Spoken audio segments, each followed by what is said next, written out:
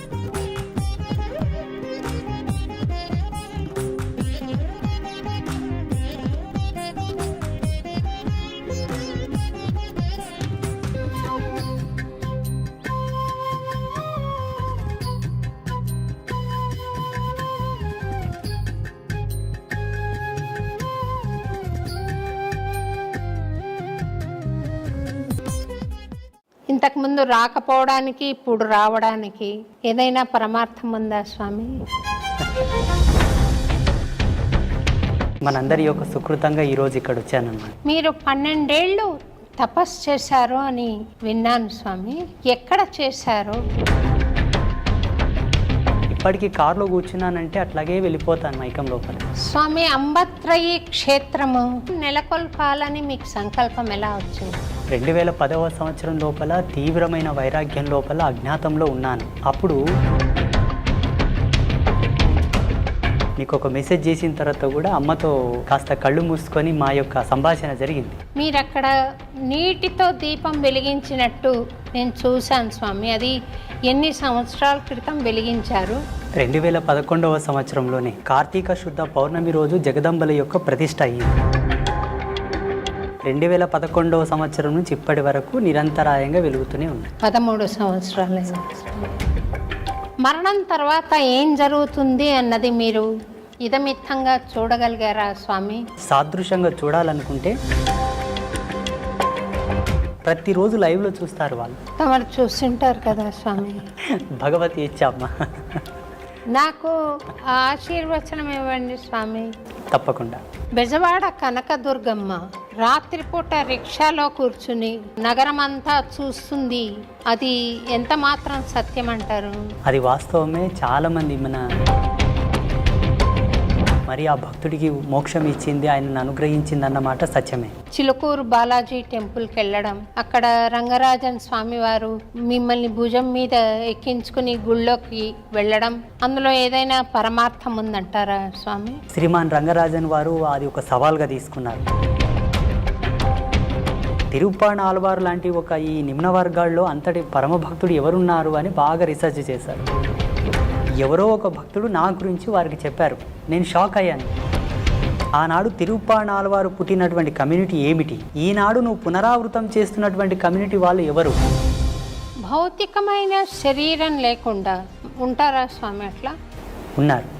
లేవు అనడానికి ప్రమాణాలు లేవు, ఉన్నాయి అనడానికి ప్రమాణాలు ఉన్నాయి. మీరు చూసారా స్వామి దయ్యాలను?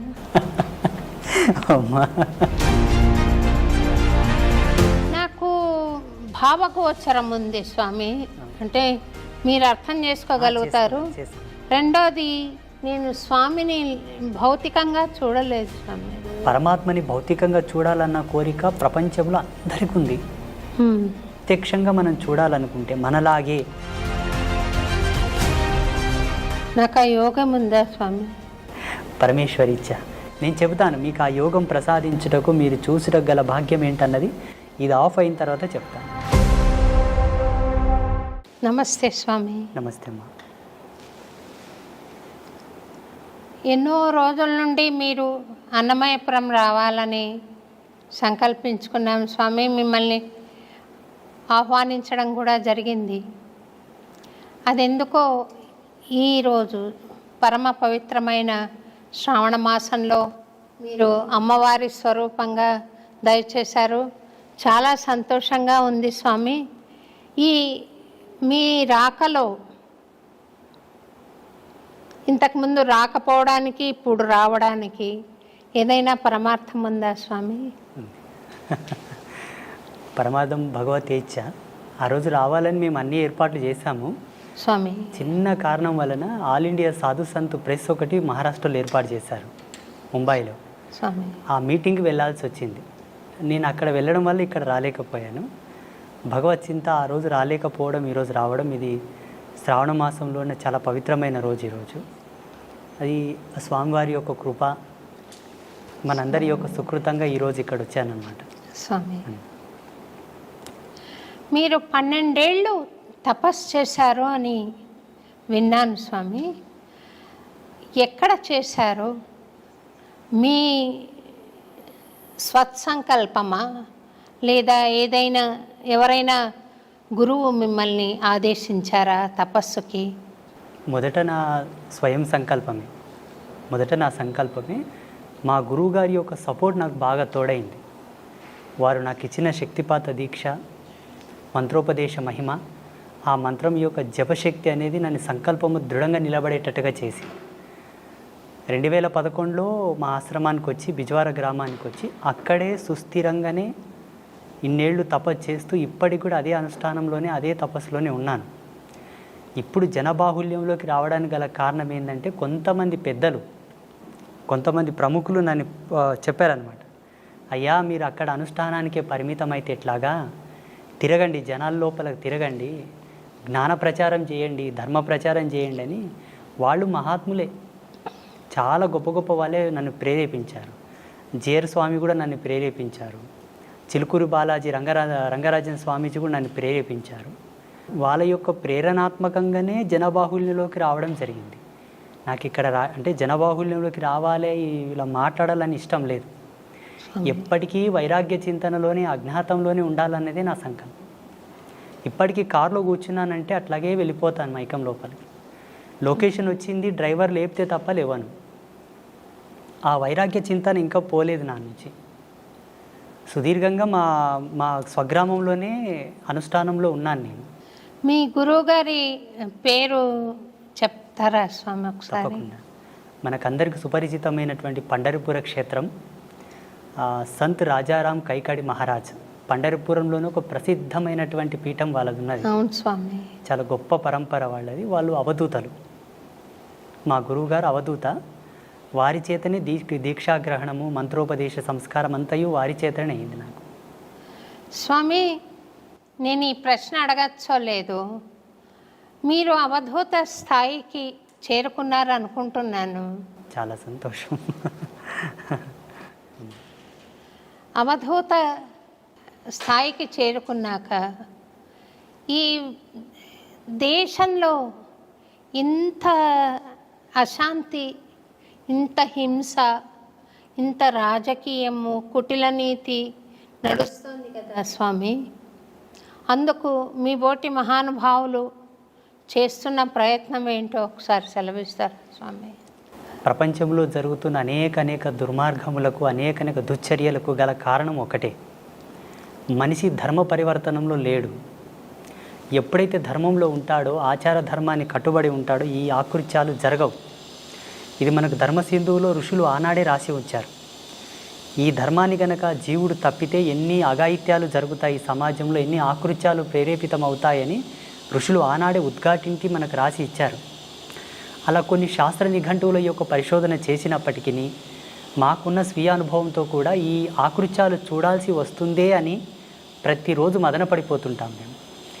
వీటిని అరికట్టడానికి, వీటిని నివారించడానికే సమాజంలోకి రావడం, అవగాహన సదస్సులు ఏర్పాటు చేయడం, ఈ సోషల్ మీడియా మాధ్యమంగా కూడా మాకు తోచినటువంటి జగన్మాత ఇచ్చిన జ్ఞానం చేత అందరినీ జ్ఞాన మార్గంలోకి తీసుకురావడం, ఇవన్నీ జరుగుతూ ఉన్నాయి.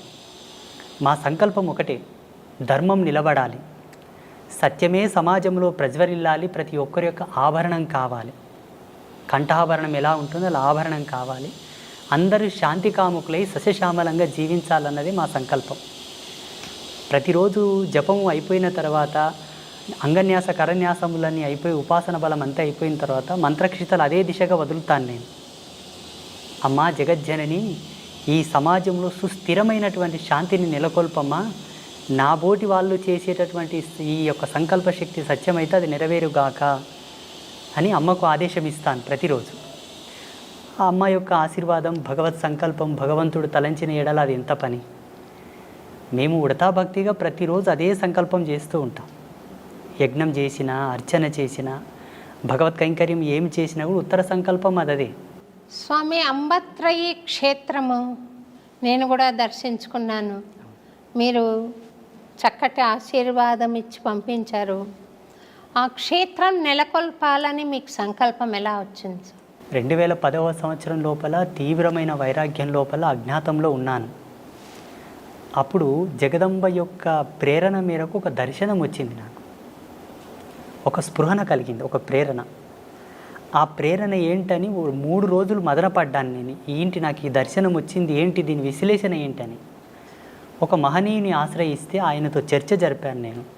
అయ్యా, నేను జపంలో కూర్చున్నప్పుడు నాకు ఇలా కళలు వస్తున్నాయండి, అందరికి అర్థం కావాలని కళలు వస్తున్నాయండి అని చెప్పాను. అవి కళలు కాదు నాయన, నువ్వు చేసే జపము యొక్క తార్కాణం, నిదర్శనపు సూత్రములు. అవి రావడానికి గల కారణం లోక కళ్యాణమే. నీ చేత ఇది జరగనున్నది అని వారు నాకు మొత్తం వివరించి చెప్పారు. నేనేం చేయగలను? నేను దేశంగాని దేశంలో ఉన్నాను, అనగా మహారాష్ట్రలో ఉన్నాను. కూలి పని చేసుకుంటూ ఉన్నాను. నేను ఏం చేయగలను? పొద్దునుంచి సాయంత్రం వరకు కష్టపడితే 100 రూపాయలు ఇస్తారు. ఈ నా జీవన భృతితో నేను ఏమి సాధించగలనని వారిని అడిగాను. ఉత్తర క్షణమే వారు నాకు ప్రేరణ ఇచ్చారు. మీ తల్లిదండ్రులతో నేను మాట్లాడతాను, నువ్వు ఇక్కడి నుంచి వెళ్ళిపో, మీ స్వగ్రామంలో నీ వల్ల జరిగే ఉన్నాయి, నువ్వు వెళ్ళిపో అని నన్ను ఆదేశించారు. అప్పటికి నేను కొంత డబ్బు తీసుకొని ఒక వ్యక్తి కిందకు పని చేయడానికి పోయాను. ఆయన నన్ను వదలరాయి. నా డబ్బు తీర్చే వరకు నువ్వు ఎలా పోతావని ఆయన అంటాడు. మా తల్లిదండ్రులు ఆయనను వేడుకొని నన్ను పంపించారు ఇక్కడ బిజ్వార గ్రామానికి. ఇక్కడ వచ్చి 6 నెలలు తపస్సు చేశాను. మళ్ళీ అనుష్ఠానమే. 2011వ సంవత్సరం లోపల ఇలా అమ్మవార్లను స్థాపించుకొని ఒక చిన్నపాటి కుటీరం ఏర్పాటు చేసుకొని అక్కడి నుంచి నీ అనుష్ఠానమును కొనసాగించు, అది జగత్ ప్రసిద్ధమవును అని చెప్పేసి ఒక ఆదేశం. ఇప్పటికీ ఈరోజు అన్నమాయపురానికి రావడానికి గల కారణం, ఆ రోజు నేను ధ్యానామృతంలో కూర్చున్నప్పుడే వచ్చింది, నువ్వు ఈరోజు పోలేవు అని. వాస్తవంగా ఏదో ఒక ఫోన్ రావడం, నేను అక్కడ పోవడం, మిమ్మల్ని చాలా బాధ పెట్టాను. లేదు స్వామి, మీరు రావాలన్న ఒక తీవ్రమైన సంకల్పం తప్ప నాకు బాధ ఏం లేదు స్వామి. మీరు స్వామి రాలేదే, స్వామి రావాలి అని ఒక కోరిక తప్ప, ఒక ప్రార్థన తప్ప అన్యథా నేను భావించలేదు. మీ జ్ఞానం నాకు తెలుసు, మీ స్థాయి నాకు అంతో ఇంతో దర్శనం అవుతోంది స్వామి.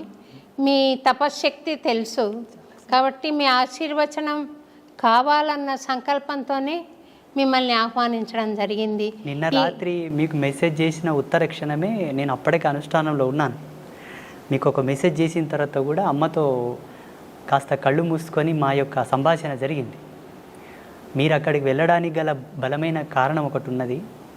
భగవంతుడు అన్ని విధాలా ఒకరిని పరిపూర్ణుడు చేయడానికి కొన్ని సంకల్పాలు ఇస్తాడు. ఆ సంకల్పానికి నాందియే మీరు అన్నమయపురం వెళ్ళడం నాన్న, నువ్వు వెళ్ళాలి అని చెప్పారు. అక్కడ స్టార్ట్ అయిన ప్రయాణం ఇక్కడనే ఆగింది. సంతోషం స్వామి. అమ్మవారు మీకు ఇక్కడికి రావడానికి, మీకు పర్మిషన్ ఇవ్వడానికి కారణం చెప్పారు స్వామి. పరిపూర్ణత్వం సిద్ధించడానికి మీరు దయచేయాలి అని. మరి అందుకు మీరు రావడం ఒకటేనా, ఇంకేదైనా సెలవిస్తారా స్వామి? తప్పకుండా. నేను రాత్రిలోనే అమ్మతో కొంత కుశల ప్రశ్నలు సలిపానమాట. సంగీత సాహిత్య వాగ్గేయ ధర్మం లోపల ఉండేటటువంటి కొన్ని కళలు, ఆ ప్రత్యేకతలు వారిలో ఉన్నాయి నాయన. వారు సారస్వతమైనటువంటి ధర్మంలోనే జన్మించారు. వారి యొక్క అనుగ్రహ ప్రేరణాత్మకమై మీరు వెళుతున్నట్టే. నువ్వు వెళ్ళటం లేదు, నీ వెంబడే ఛాయారూపకంగా నేను వస్తున్నాను. ఆ ఆదర్శ దంపతులను పావనం గల చేసి నా మాటగా వాళ్ళకి ఆశీర్వచనం మొసంగిరండి అని చెప్పారు కాబట్టి నేను వచ్చాను ఒక దూతగా. సంతోషం. ఆ ముగ్గురమ్మల యొక్క దూతగా వచ్చాను. సంతోషం. తప్పకుండా మీరిద్దరు దంపతులు అనుగ్రహిస్తారు. భగవత్ కృప పొందినట్లే లెక్క. మీరు అన్నారు స్వామి మీరు అవధూత తత్వంలో ఉన్నానన్నారు, అది మీ మనస్సు. ఆ తత్వంలో నేనుంటే ఆ జగదంబ మిమ్మల్ని తప్పకుండా పావనం చేస్తుంది. స్వామి ముగ్గురమ్మలు అంటున్నారు కదా స్వామి, లక్ష్మి, పార్వతి, సరస్వతి అమ్మవారు ముగ్గురు శక్తుల్ని ఏకం చేసి అక్కడ ప్రతిష్ట చేశారు కదా స్వామి. మీరు అక్కడ నీటితో దీపం వెలిగించినట్టు నేను చూశాను స్వామి. అది ఎన్ని సంవత్సరాల క్రితం వెలిగించారు, ఇప్పుడు ఇంకా వెలుగుతోంది. అది ఒకసారి ప్రేక్షకులకు కూడా మీరు తెలియజేస్తే బాగుంటుందేమో. 2011వ సంవత్సరంలోనే కార్తీక శుద్ధ పౌర్ణమి రోజు జగదంబల యొక్క ప్రతిష్ట అయ్యింది. కార్తీక శుద్ధ పౌర్ణమి రోజు జగదంబల ప్రతిష్ట అయిన ఉత్తర క్షణమే జ్యోతి ప్రజ్వలన జరగాలి. సూర్యకిరణాల చేత, అగ్ని లేకుండా, కృత్రిమమైనటువంటి అగ్ని రాల్జించకుండా సహజ సిద్ధమైన సత్యాగ్నితోటి వెలిగించాలని సూర్యకిరణాలతో వెలిగించాం.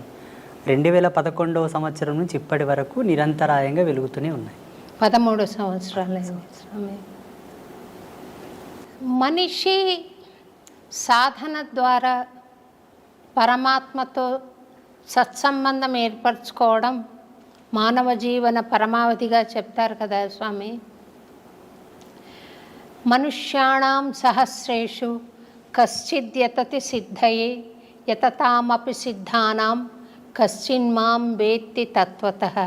అంటే 1000 మందిలో ఒకడు, కొంతమంది ప్రయత్నిస్తారు, 1000 మంది ప్రయత్నిస్తారు, అందులో ఒక్కడో ఇద్దరో కృతకృత్యులు అవుతారంటారు. మిగిలిన వాళ్ళు జన్మలు ఎత్తుతూనే ఉండాలా స్వామి? తప్పకుండా ఎత్తాలి. అంటే జన్మ యొక్క పరిపూర్ణమైన లక్ష్యం ఏమిటి అంటే, ఏ తత్వం నుంచి అయితే నువ్వు జాలువారి ఈ భువికి పరిచయం అయ్యావో అదే తత్వం లోపల ఐక్యమైపోవడమే.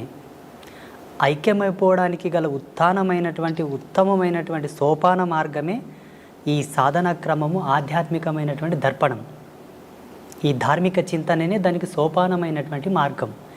ఇందులో ప్రథమ భూమిక ధార్మిక నిబంధనలలో ఏముంటుందంటే అహింస, శాంతి, నిత్యం పవిత్రత, సర్వమంగళ్యవర్ధమైనటువంటి జీవన విధానం ఇందులో ఉంటుంది. అందుకే ధార్మికతతోనే పరమాత్మను చేరుకోవడం సులభము, క్షేమకరము, అన్నిటికీ సయోగ్యమైనటువంటి మార్గమని మనకు ఉద్ఘాటించి చెప్పారు ఋషి పరంపరలు. అన్యమైన మార్గముల వెంబడ కూడా అవలంబింపవచ్చునేమో, బహుదుర్లభం, బహు కాఠిన్యము.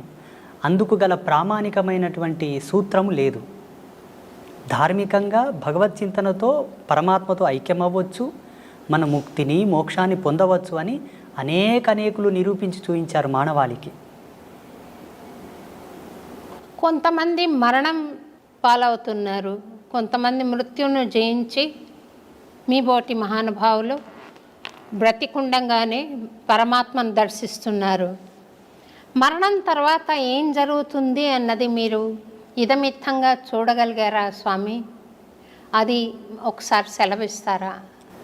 ప్రపంచంలో ప్రతి ఒక్కరూ మరణాన్ని బహు దుర్లభం, చాలా బాధాకరము, అదొక చెడ్డగా భావిస్తారు. చనిపోవడం అంటే ఒక చెడు, ఒక కీడుగా భావిస్తారు. మా ఉద్దేశం ప్రకారంగా, మేము పొందిన అనుభూతి ప్రకారంగా మరణాన్ని మించిన సుఖము, సంతోషం వేరొకటి లేదనుకుంటాను. శాశ్వతానందం అది పొందగలిగితే, ఆ ఓటి మరణాన్ని పొందగలిగితే, దుర్మరణమునకు, దుర్గతితో మరణించిన మరణానికి శాంతి లేదు. అది యాతన, బహు దుర్లభము, బహు కాఠిన్యమైనటువంటి యాతన. అది తగదు జీవుడికి. జీవుడికి ఎప్పుడే కానీ ఇచ్ఛామరణ సంసిద్ధి కలిగినా, భగవత్ ప్రేరణతో మరణ సంసిద్ధి కలిగినా అందుకు మించిన శాంతి వేరొకటి లేదు. అలా చనిపోవడానికి కూడా మన ధర్మం లోపల చాలామంది ప్రాకులాడారు. అందరికీ సుపరిచితులైనటువంటి భీష్మ పితామహ, వారికి మరణం వారి ఇచ్ఛా ప్రేరణతోనే కలిగినది. దక్షిణాయనం వీడి ఉత్తరాయణ పుణ్యకాలం ప్రవేశించే వరకు వారు మరణాన్ని స్వీకరించలేదు. మరణంలో కూడా ఒక ఆనందాన్ని వెతికారు వాళ్ళు, మరణంలో కూడా ఒక ప్రాముఖ్యతను వెతికారు వాళ్ళు. అలా చాలామంది మహితాత్ములు, గొప్ప గొప్ప వాళ్ళు మనకు మరణం గురించి ఎన్నో నిదర్శనాలు ఇచ్చారు. ఈనాడు ప్రజాలోకమంతా కూడా మరణం అంటే భయపడతారు. మరణాన్ని గురించి భయపడవలదు, మరణాన్ని గురించి చింతించవలదు. నీవు ఎంత భయపడినా, ఎంత చింతన చేసినా ఈశ్వర ప్రమాణమే జనన మరణములు. ఎలా మరణిస్తున్నావన్న దశని గురించే మనం ప్రాకులాడాలి.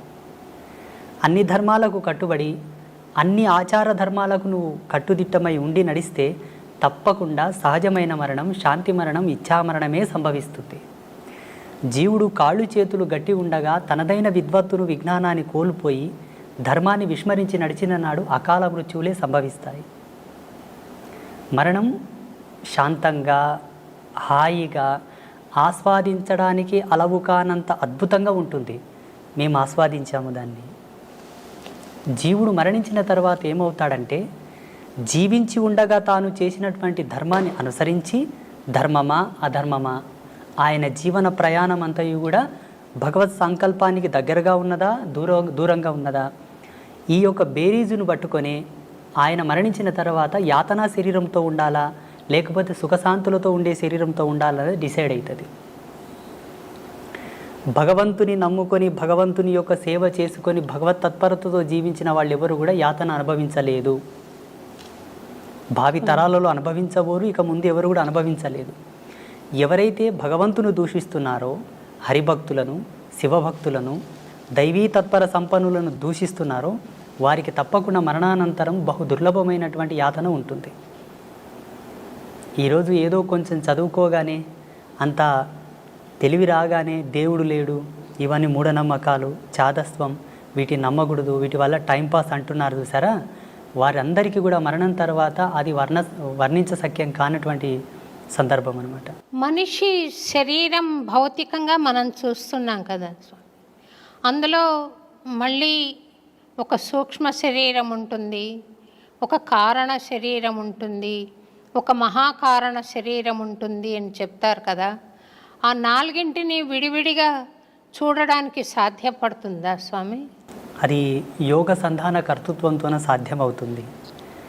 ఆధ్యాత్మికమైనటువంటి పూజలు, వ్రతాలు, నోములు, జపతపాదులన్నీ కొన్ని ప్రామాణికమైన సూత్రావళి పైన నడుస్తాయి. జీవుడికి కొన్ని అనుభవాలు తెచ్చిపెడతాయి. మీరు అనుకున్నటువంటి అనుభవాన్ని తార్కికంగా సాదృశ్యంగా చూడాలనుకుంటే యోగ మూలాలను అవలంబించాల్సి ఉంటుంది. ఇప్పుడు హిమాలయస్లో చాలామంది యోగులు ఉన్నారు. వాళ్ళు మీరు చెప్పినటువంటి ఈ అవస్థలు ఏవైతే ఉన్నాయో ప్రతిరోజు లైవ్లో చూస్తారు. వాళ్ళు సూక్ష్మ, భౌతిక, ఆది భౌతిక, ఆది దైవిక, ఈ 4 అవస్థలను వాళ్ళు సశరీరంగా లైవ్లో ఎప్పటికప్పుడు వాళ్ళు సవరించుకొని చూస్తూ ఉంటారు. వాటికి యోగ మూలాలు అవసరం, కొంత కఠినాత్మకమైనటువంటి తపశ్చర్య కూడా అవసరం వాటి కోసం. ఆ రుచి, అనుభవం, ఆ ప్రేరణ ఉన్నవాళ్ళు చూశారు. తమరు చూస్తుంటారు కదా స్వామి. భగవతి ఇచ్చామ్మ. నాకు ఆశీర్వచనం ఇవ్వండి స్వామి. తప్పకుండా. ఒక రకమైన అనుభూతి కలుగుతోంది, కానీ ప్రామాణికంగా నేను దాని గురించి ఇతరులకు చెప్పలేను. నాకు స్వానుభవైక వేద్యంగా ఉంది. అదేంటో అర్థం కాని తనంలో నేను అనుభవిస్తున్నాను స్వామి. అంటే ఒక బస్సు వెళ్తుంటే ఏ ఊరికి వెళ్తుందో తెలియకుండా ఎక్కి కూర్చుంటే ఆ ఊరు చేరుంటారు వాళ్ళు, కానీ అదేం ఊరు, ఎట్లా వెళ్ళాలి, మధ్యలో వచ్చే దారులేంటి, ఇవేం తెలియదు స్వామి. మీరు నాకేమైనా గైడెన్స్ ఇవ్వగలిగితే ధన్యురాలనే స్వామి. తప్పకుండా. ఇప్పుడు మీరుండేటటువంటి అవస్థ ఏదైతే ఉన్నదో, ఈ వయసుతో, ఈ స్థితితో, ఇది చిట్ట చివరి యొక్క దశకం మీది ఉన్నది స్వామి. ఇప్పుడు ఉండేటటువంటి ఈ దశకంలో మీరు పొందవలసిన జ్ఞానమే, పొందవలసినటువంటి అనుభూతి. జీవుడు చివరి దశకంలో, చివరి తరుణం లోపల ఈ అనుభవాన్ని గనక పొందితే ఆయనకు ఉత్తరోత్తరమైనటువంటి ధర్మాల్లో భగవంతుడు సహాయంగా ఉంటాడు అన్నది కొన్ని శాస్త్రాల్లో చదివాం మేము. మీరు అడుగుతున్నది చాలా సమంజసమైనదే. తప్పకుండా మీకు అది ప్రబోధం నేను చేస్తాను. నేను బెజవాడ కనకదుర్గమ్మ రాత్రిపూట రిక్షాలో కూర్చుని నగరం అంతా చూస్తుంది. ఆ రిక్షావాడు తీసుకెళ్ళాడు. ఒకరి అనుభవాన్ని నేను వీడియో చూశాను స్వామి. అది ఎంత మాత్రం సత్యం అంటారు? అది వాస్తవమే. చాలామంది మన కంచి పరమాచార్య మహాస్వామి వారు కూడా అమ్మవారి గురించి ఎన్నో ప్రత్యక్షమైన సాక్ష్యాలు చెప్పారు. అలాగే చాలామంది జగద్గురువులు కూడా అమ్మవారి యొక్క లీలలు, అమ్మవారు ఒక భక్తుడి యొక్క కోరిక మేరకు రిక్షాలో కూర్చొని నగరమంతా తిరిగేసి మరి ఆ భక్తుడికి మోక్షం ఇచ్చింది, ఆయనను అనుగ్రహించింది అన్నమాట సత్యమే. ఈ అనుభవాన్ని చాలామంది జగద్గురువులు, గొప్ప గొప్ప పీఠాధిపతులు కూడా వర్ణించి ఉన్నారు. చాలామంది మహాత్ములు కూడా వారి సంభాషణలో వీటి ప్రస్తావన చెప్పారు. భక్తుల యొక్క ఉద్ధరణ కొరకు 10 మందికి సాక్ష్యం కావాలి కదమ్మా. ఇప్పుడు ఏదైనా ఒక ప్రత్యక్ష సాక్ష్యం ఉంటేనే నమ్మేటటువంటి జనాలు తయారైనరు. ఇప్పుడు ఈ మధ్యలో కూడా చాలామందికి స్వామీజీలు కూడా అమ్మవారితో చేసిన అనుభవాలు చెబుతూ ఉన్నారు. వారు అక్కడ వెళ్ళినప్పుడు అమ్మవారు వారికి ఇచ్చేటటువంటి దర్శనం, వారితో చెప్పేటటువంటి మాట తీరు అంతయు కూడా సామాన్య ప్రజలకు వర్ణిస్తూ ఉన్నారు, చెబుతూ ఉన్నారు. అది జరిగిన మాట వాస్తవమే, అది జరిగింది. కొన్ని సంవత్సరాల క్రితం నేను ఒక చిన్న వీడియో చూశాను స్వామి. మీరు చిలుకూరు బాలాజీ టెంపుల్కి వెళ్ళడం, అక్కడ రంగరాజన్ స్వామివారు మిమ్మల్ని భుజం మీద ఎక్కించుకుని గుళ్ళోకి వెళ్ళడం నేను చూశాను. అందులో ఏదైనా పరమార్థం ఉందంటారా స్వామి? సమాజంలో చాలామంది ఇప్పుడు అస్పృశ్యత గురించి చాలా కాంట్రవర్సీ చేస్తూ ఉన్నారు.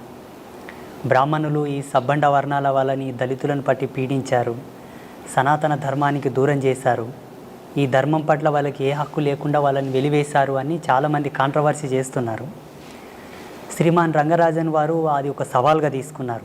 పెద్ద డిబేట్ జరిగింది వారిపైన, అంటే బ్రాహ్మణ పెద్దల పైన పెద్ద డిబేట్ జరిగింది. అట్లేం లేదండి, మా బ్రాహ్మణ సమాజంలో కూడా ఈ ఎవరైతే నిమ్న వర్గాల వాళ్ళు ఉన్నారో వాళ్ళని హక్కున చేర్చుకున్న మహనీయులు చాలామంది ఉన్నారు. 2700 సంవత్సరాల క్రితం శ్రీరంగ క్షేత్రంలో జరిగినటువంటి ఒక అద్భుతమైన ఘట్టాన్ని వారు వివరించారు. అక్కడ ఉండేటటువంటి కొంతమంది పెద్దలు ఎప్పుడో జరిగింది చెబుతావేంటయ్యా, ఇప్పుడు ఏమైనా చేసేవాళ్ళు ఉన్నారా, ఇప్పుడు ఏమైనా చేరదీసేవాళ్ళు ఉన్నారని ప్రశ్నించారు. అయ్యో ఎందుకు, నేనున్నాను కదా, నేను చేస్తానని వారు ముందుకొచ్చారు. అక్కడ 2700 సంవత్సరాల క్రితము జరిగినటువంటి అద్భుతమైన ఘట్టాన్ని పునరావిష్కృతం చేస్తూ శ్రీమాన్ రంగరాజన్ గారు జియాగూడ రంగనాథ స్వామి దేవాలయం లోపల వారు చాలా వరకు శోధించారట. ఆ రోజు లోకసారంగముని తిరుప్పాణ ఆల్వార్ అని ఒక ఆల్వారుని భుజాల మీద ఎత్తుకున్నాడు. తిరుప్పాణ ఆల్వార్ లాంటి ఒక ఈ నిమ్న వర్గాల్లో అంతటి పరమభక్తుడు ఎవరున్నారు అని బాగా రీసెర్చ్ చేశారు.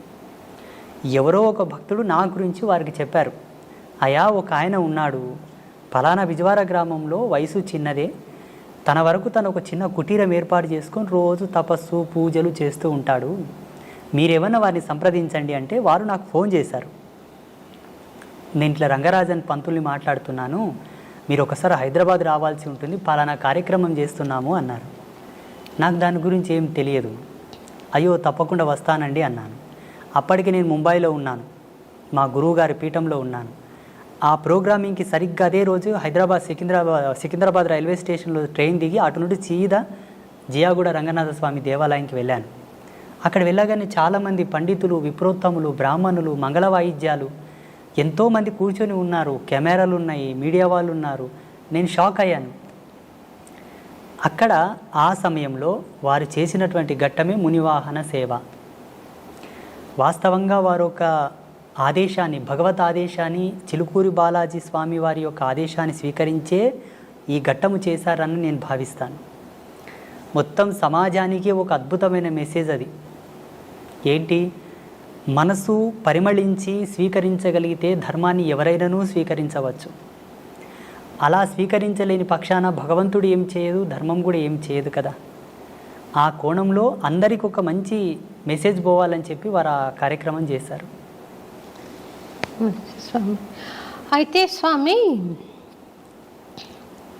ఒక స్వాముల వారు ఆయన సాధనా సంపత్తి ద్వారా జ్ఞాన మార్గంలో ప్రవేశించి ఆయనకు ఆత్మజ్ఞానం కలిగిన తర్వాత ఆయనకు కులతత్వం ఏముంటుంది స్వామి? ఆయన బ్రహ్మర్షితో సమానం కదా స్వామి? ఉండదు. అంటే ఇక్కడ పరమహంస పరివ్రాజక తత్వం పొందినటువంటి మహనీయులకు ఏ విధమైన భేదము, భావన, చింతన, తన మన ఏవి ఉండవు. ఆ బోటి జ్ఞానులు సమాజంలో అందరూ ఉండి ఉంటే ఇంతటి ప్రశ్న, ఇంతటి సమాధానం మనకు అవసరం ఉండేది కాదు.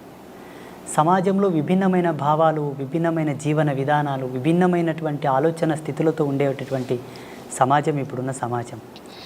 అందరికీ సమాధానం చెప్పగలిగేటటువంటి క్రియ ఒకటి జరగాలి. అందుకు పరమాత్మనే ఎందుకు ఆహుతి కాకూడదు?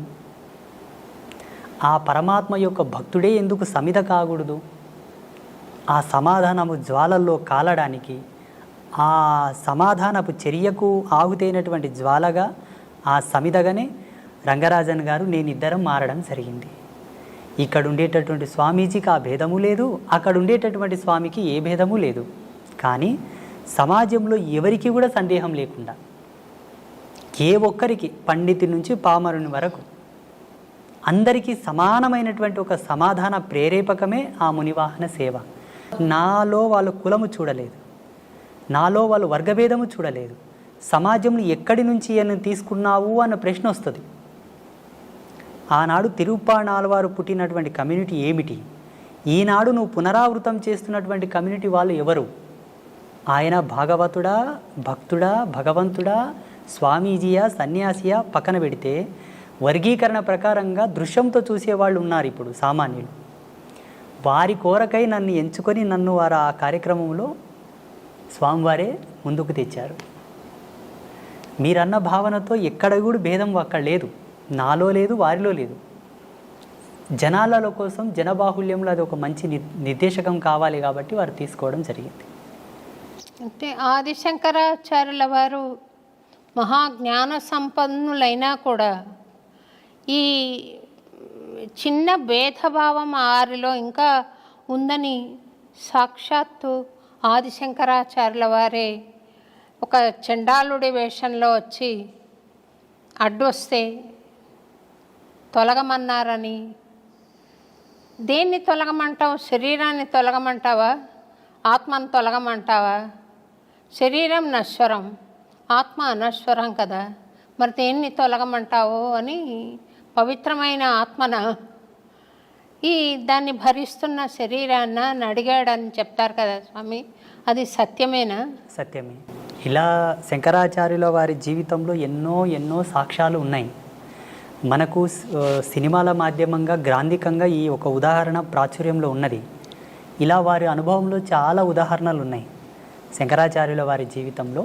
అది ఒకటే కాక అటు ముందు కూడా కొన్ని సంఘటనలు వాళ్ళు ఎదుర్కోవడం జరిగింది. ఇప్పటికీ ఎందరో మహనీయులు ఇటువంటి సన్నివేశాలు చూసి ఉన్నారు.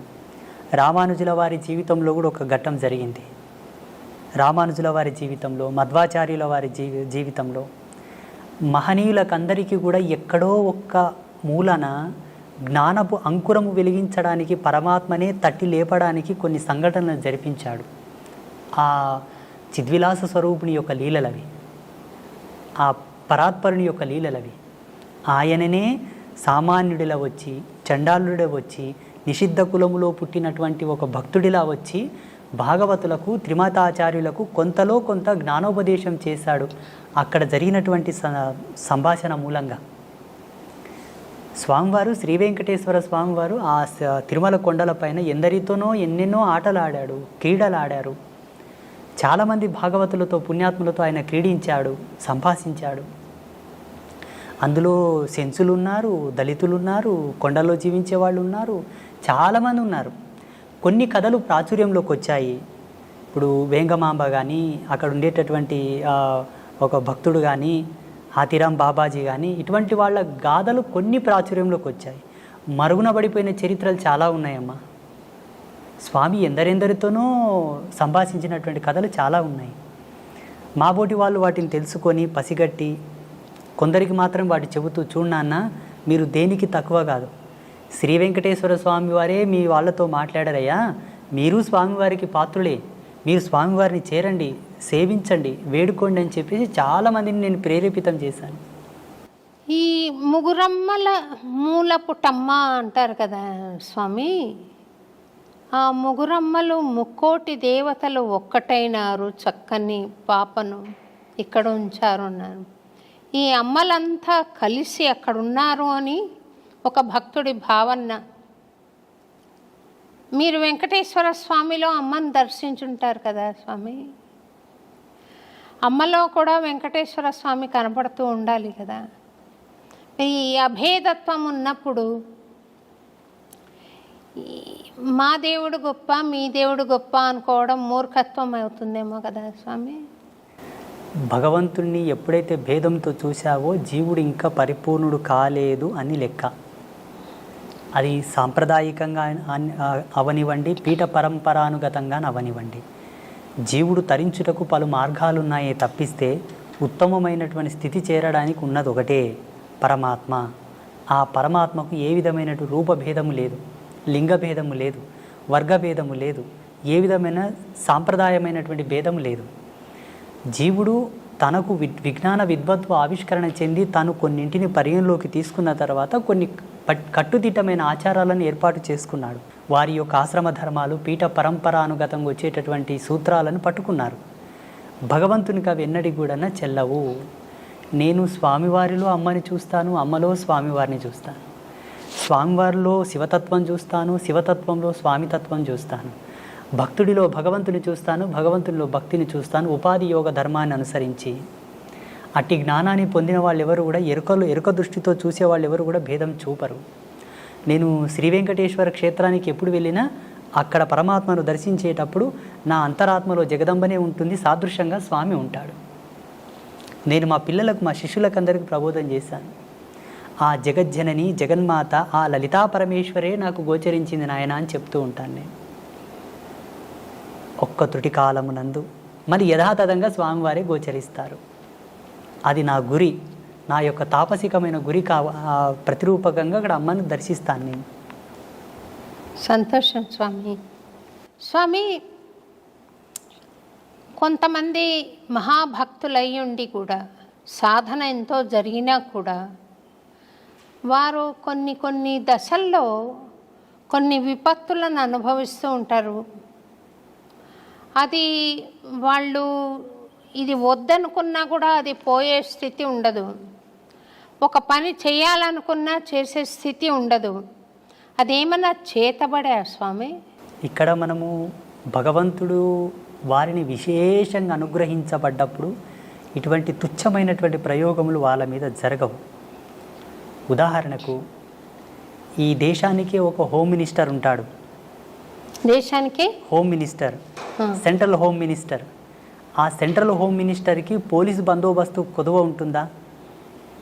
మీరు చెప్పండి, ఉంటుందా? ఉండదు. ఉండదు.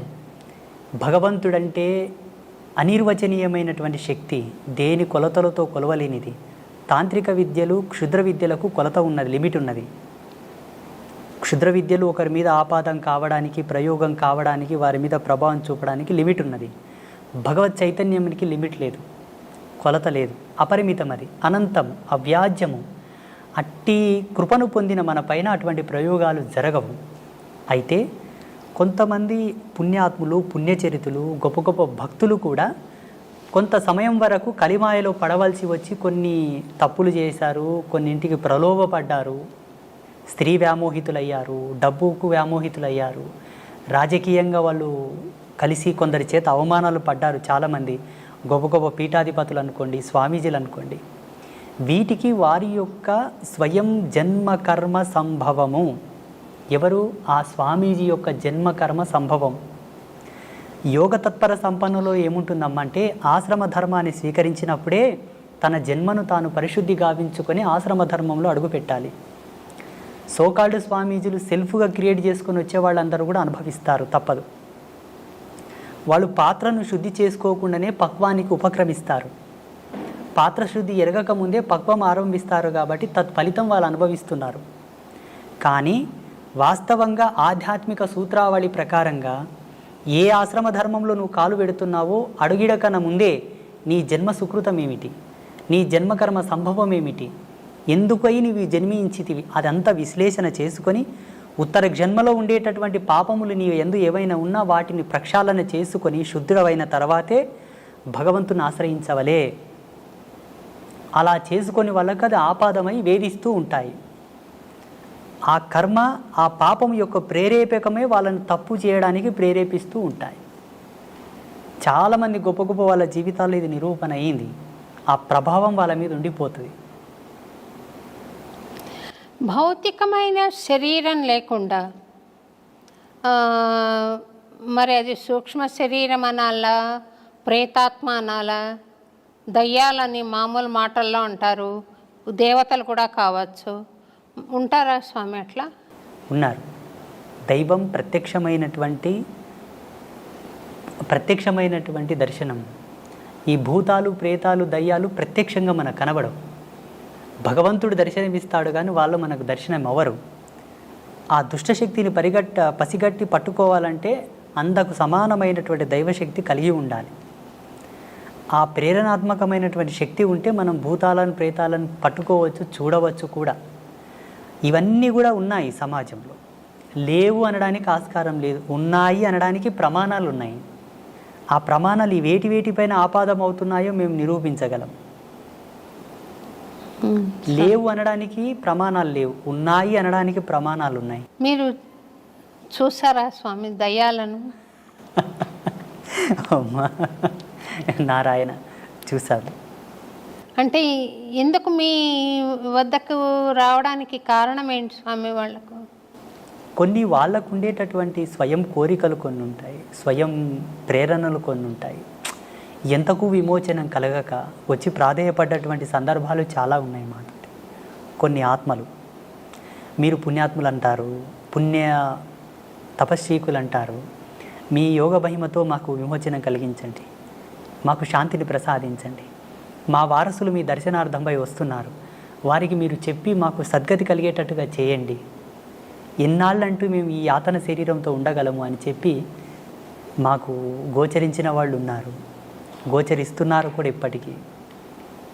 మీకు అంటే కాంతి రూపంలో కనపడతారా, లేకుంటే భౌతిక శరీరం కూడా కనపడుతుందా స్వామి వాళ్ళది? పంచభూతాల్లో ఆత్మగా మారిన వారికి ఒకే భూత ప్రభావం ఉంటుంది. వాయు ప్రేరేపకం మాత్రమే ఉంటుంది. వాయు ప్రేరేపకంగానే ఉంటారు. సశరీరంగా సజీవంగా లైవ్లో ఉండడానికి పంచభూతముల యొక్క సమ్మిశ్రితంగా మనం ప్రత్యక్ష వీక్షణం చేస్తాం. అందరం ఆత్మని చూడాలంటే 4 భూతములు విడిపోతాయి. అగ్నితత్వం, భువితత్వం, జలతత్వం, ఆకాశతత్వం విడిపోతాయి. వాయుతత్వం మాత్రమే ఆత్మగా నిలబడిపోతుంది. మనం ఏ ఆత్మను దర్శించాలన్నా వాయు ప్రేరేపకంగానే చూడవలే, సంభాషించవలే. ఇక్కడ మీరు దయ్యాలు, భూతాలు, ప్రేతాలు మీకు కనబడతాయా గురూజీ అని అడిగారు కదా. పంచభూతాల మీద అంతో కొరతో కాస్తో కొరతో జ్ఞానం ఉండి పట్టు ఉన్న వాళ్ళకే వాటిని పట్టుకోవడానికి ఒక విఘ్నత ఉంటుంది, లేకపోతే ఉండదు. అంటే వాటి అనుభూతి కలుగుతుందా, లేకపోతే చర్మచక్షులతో చూడగలుగుతామా? చర్మచక్షువులతో చూడొచ్చు, అనుభవైకంగా తీసుకునే వాళ్ళు కొంతమంది ఉంటారు. లైవ్లో చర్మచక్షువులతో వాళ్ళని చూస్తూ ఒక షాడో, ఒక నీడలాగా, ఒక వాయు యొక్క కేంద్రకంగా ఒక ఆకారంలాగా మనం చూసి మాట్లాడడం కూడా జరుగుతుంది. చూసిన వాళ్ళు చాలామంది ఉన్నారు. వాళ్ళని దర్శించినప్పుడు మీకు కలిగిన అనుభూతి ఏంటి స్వామి? నాకు చిదానంద స్థితిని, అనంతతత్వాన్ని చూసినప్పుడు వాటిని చూస్తే ఏమనుభూతి కలుగుతుందమ్మా? జాలి వేస్తుంది అంతే. జాలి ఎందుకు స్వామి అంటే వాళ్ళు చెప్పేటటువంటి మాటలు, వాళ్ళు పడుతున్నటువంటి బాధ, ఇంత ఆస్తి గడిచి ఇచ్చాను, నాకు తగిన శాంతి చేయట్లేదు నా వాళ్ళు అని అంటారు. నాకు ఇంకయూ సద్గతి కలగలేదు, నా వారసత్వం అనే వ్యామోహం లోపల ఇంత కష్టపడి నేను అన్నీ చేసి ఇచ్చాను, నా మరణానంతరము నాకు సరి అయిన పూజలు చేయక, నాకు సద్గతిని కల్పించక ఇంకయూ నన్ను బాధ పెడుతున్నారు స్వామి అని వేడుకున్నప్పుడు ఎవరికైనా జాలి కలుగుతుంది కదా. నా వారసత్వం చల్లగా ఉండాలని ఎన్నో ఆకృత్యాలు చేస్తూ, ఎన్నో తప్పులు చేసి, ఎంతో కష్టపడి అవతలి వాళ్ళ మనోభావాలు దెబ్బతీసి కూడా సంపాదించిన తర్వాత కూడా చివరికి ఆ జీవుడు వెళ్ళిపోయిన తర్వాత వీళ్ళు ఏమి సద్గతిని ప్రేరేపింపక బాధపడతాను నేను. వాళ్ళని చూసి ఏం అనుభూతి పొందను. మీరు వాళ్లకు సద్గతి కలిగించారా స్వామి, లేకుంటే ఇంకా ఉన్నారా మీతోటి? అంబాత్రయ క్షేత్రంలో లెక్క పెట్టలేదు కానీ అమ్మా, ఇప్పటికి శ్రీపీఠంలో గోమాతకు చాలా ఉత్తమమైనటువంటి తంతులతోటి మేము పితృదేవతలకు శాంతి చేస్తాం. మీరు ఇదొక్కటి పట్టుకోవాలి. ఇక్కడ ఉండేటటువంటి భారతదేశంలో ఏ క్షేత్రంలో కూడా అట్లా గోమాతకు పూజా కైంకర్యములు జరగవు. అది జగదంబ యొక్క ప్రేరణని అమ్మ నాకు ఇచ్చిన దర్శనమే. చూడు నాయన, నీ చెంతకు వచ్చి వారికి ఈ విధంగా గోమాతకు కైంకర్యములు జరిపి వారి పితృదేవతల శాంతిని కోరితే ఉత్తరక్షణమే శాంతిస్తారు, వాళ్ళ సంసారంలో ఎన్నో మార్పులు వస్తాయి, వాళ్ళు సుఖ సంతోషాలతో జీవిస్తారు అని. అలా మన పీఠంలో ప్రతి మంగళవారం, శుక్రవారం, పౌర్ణమి, అమావాస్యకు చాలామంది చేస్తూ ఉంటారు. వాళ్ళకి సద్గతి కలుగుతుంది స్వామి. మీరు దయ్యాలకే సద్గతి కలిగించినప్పుడు నేనేదో భక్తిగా ఉన్నాను కదా స్వామి, నాకు ఆశీర్వచనం ఇవ్వండి, ప్రసాదించండి. తప్పకుండా. అంటే మీకు ప్రత్యేకంగా నేను ఇవ్వవలసిందైతే ఏమీ లేదు. ఒక్కటి ఇవ్వగలను, ఒకటి మాత్రం ఇవ్వగలను. చెప్పండి. ఆ పరమేశ్వర యొక్క ఆశీర్వాదంతో, భగవంతుని కృపతోటి ఆల్రెడీ మీరు ఈశ్వర ప్రీతిని పొంది ఉన్నారు, భగవత్ కృపను పొంది ఉన్నారు, మీరు ఉత్తమమైనటువంటి ధర్మంలోనే ఉన్నారు. ఇందులో ఏ సందేహం లేదు. అంటే ఇంతకుముందే మనం కాఫీ తాగాము చిన్నగా. కాఫీ తాగిన తర్వాత కూడా దాని రుచిని కోరుతున్నట్టు ఉన్నది మీరు. మీరు కోరకనే కోరి ఉన్నారు, కోరినను దాన్ని కోరనట్లుగానే భావించి మీరు కోరినటువంటి దాన్ని ప్రసాదించడానికి నేను అనుగ్రహిస్తాను. ఈ కెమెరా ముందొద్దు, అందరు పట్టుకుంటారు మళ్ళీ దాన్ని. అమ్మా స్వామి, అన్నమాచార్యుల వారు 32,000 కీర్తనలు స్వామి మీద రాసిన మహానుభావుడు స్వామి.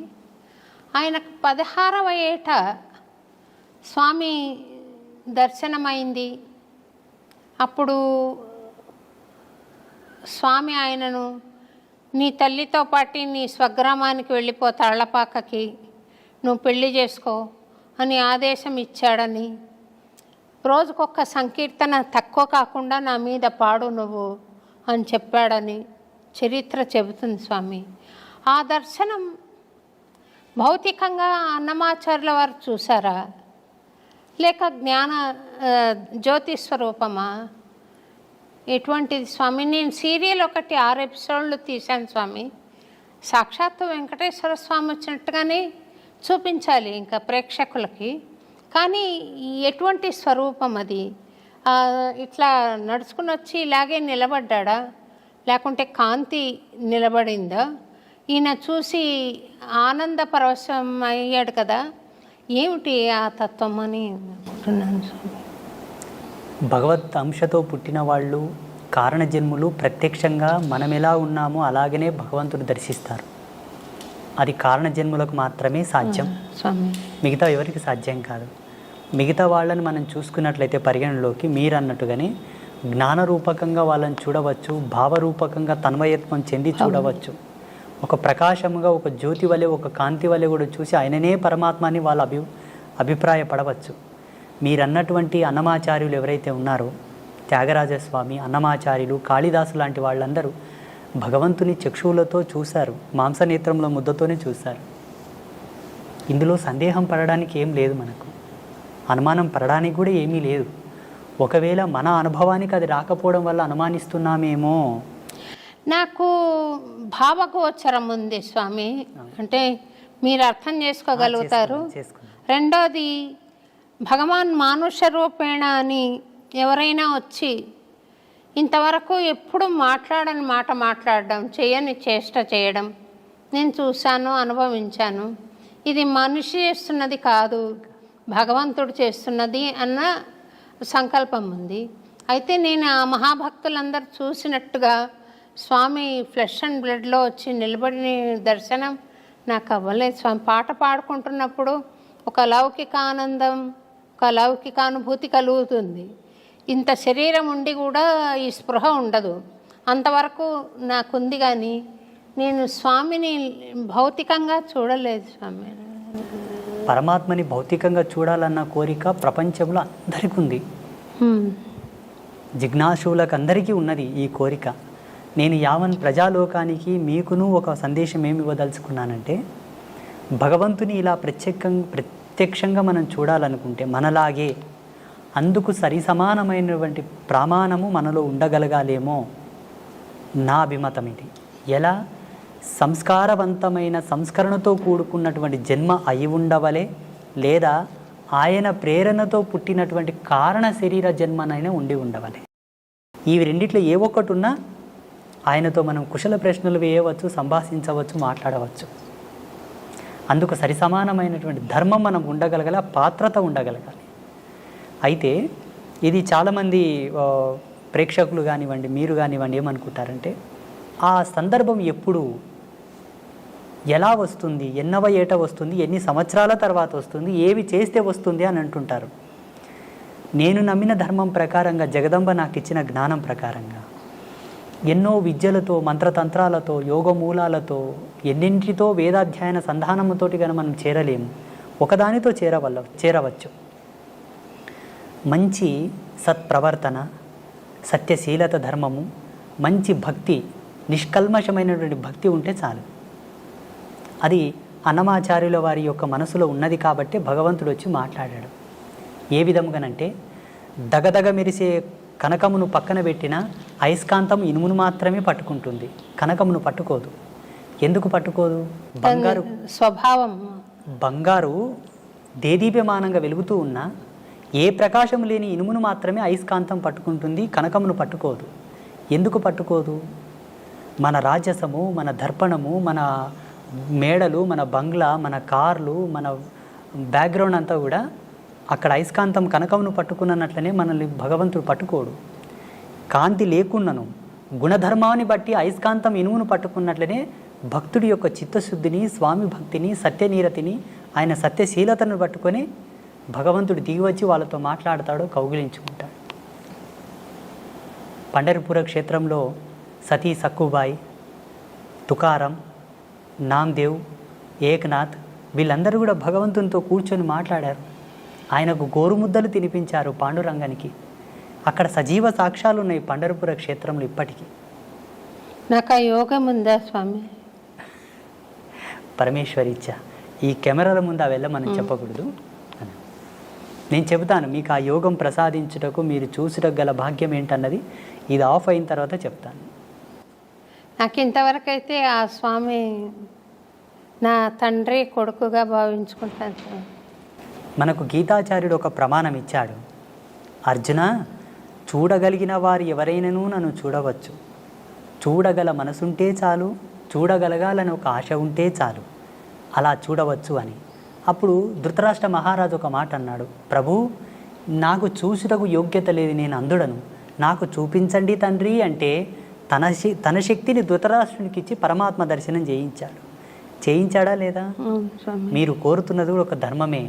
ఇచ్చు యోగ్యులు ఎవరున్నానో మీకు ఆ ప్రసాదం ఇవ్వగలరు, ఆ దర్శనం చేయించగలరు. మీ అనుభవంలో అది చూసి ప్రజాలోకానికి మీరు మెసేజ్ ఇవ్వండి. ఫలానా శ్రీ శ్రీ శ్రీ ఆదిత్య పరాశ్రీ స్వామి నా జీవితంలో నేను కోరగా భగవంతుని నాకు దర్శనం గావించాడు అని మీరు సెలవియండి. తప్పకుండా చెప్తాను స్వామి. ఇన్ని కెమెరా సాక్షిగానే ఇన్ని మంచి మంచి విషయాలు తెలుపుతున్నారు కదా స్వామి, తెలియజేస్తున్నారు. నేను చెప్పేది అవసరమా? వాళ్ళు నేను తెలుసుకుంటున్నానని చెప్పకనే తెలుసుకుంటున్నారు. కానీ నాకు దర్శనమైనప్పుడు మటుకు తప్పకుండా తెలియజేస్తాను స్వామి. నేను ఈ కెమెరా ఆఫ్ అవ్వగానే అందుకు సంబంధించిన మూలాలు నేను వివరిస్తాను మీకు. మీరు తప్పకుండా చేసుకుంటారు అన్న నమ్మకం నాకుంది. సంతోషం స్వామి. మీ లక్ష్యంగా అది మిగిలిపోయి ఉన్నది. స్వామివారు మమ్మల్ని ఇక్కడ పిలిపించారని నేను భావిస్తున్నాను. సంతోషం స్వామి. ఈ ఏమాత్రము భయము భక్తి లేకుండా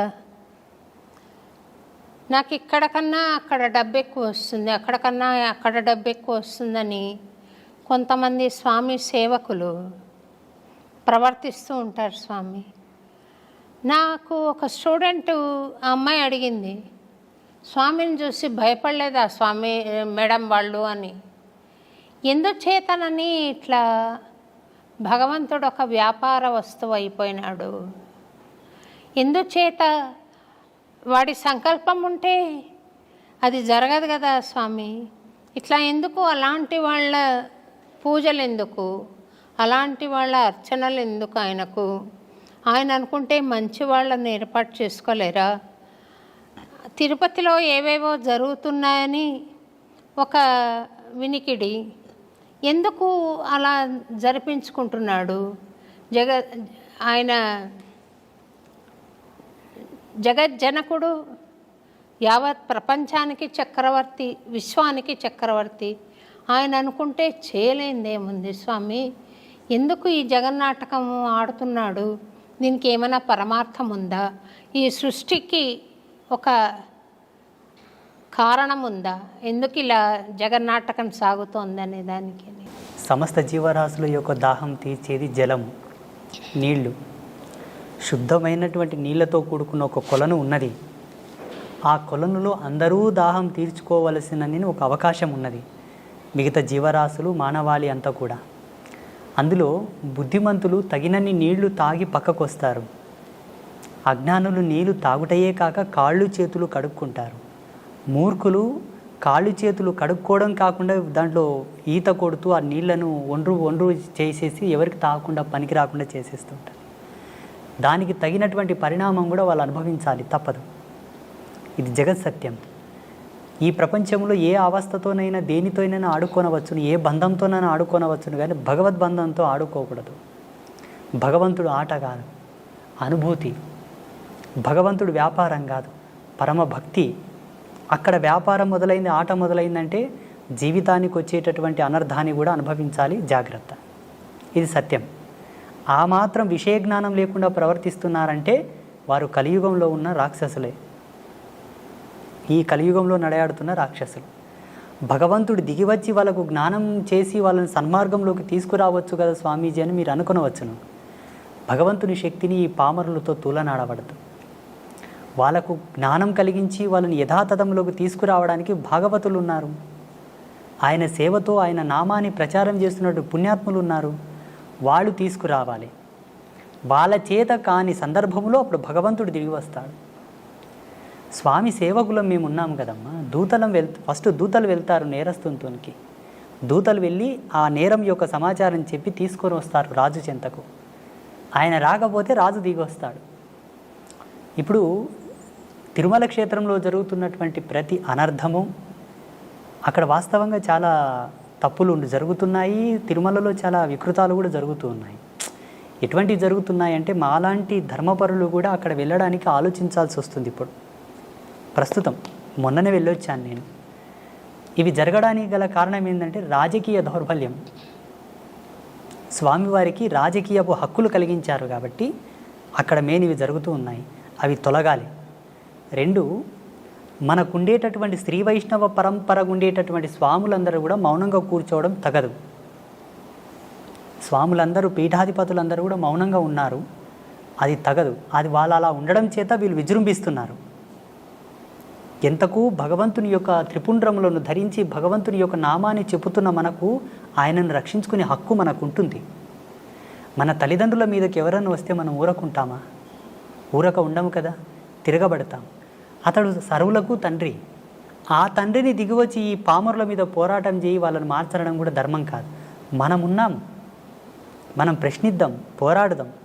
ఆ బాధ్యతగా ఆ దిశగా కొన్ని సంఘాలతో నేను మాట్లాడి, హిందూ ధార్మిక సంఘాలతో నేను మాట్లాడి, అయ్యా తిరుమలలో ఇవి జరుగుతూ ఉన్నాయి, కొంత మీరు మాట్లాడండి, మీ ఫౌండేషన్ ద్వారా మాట్లాడండి, మీ యొక్క సంఘం ద్వారా మీరు మాట్లాడండి.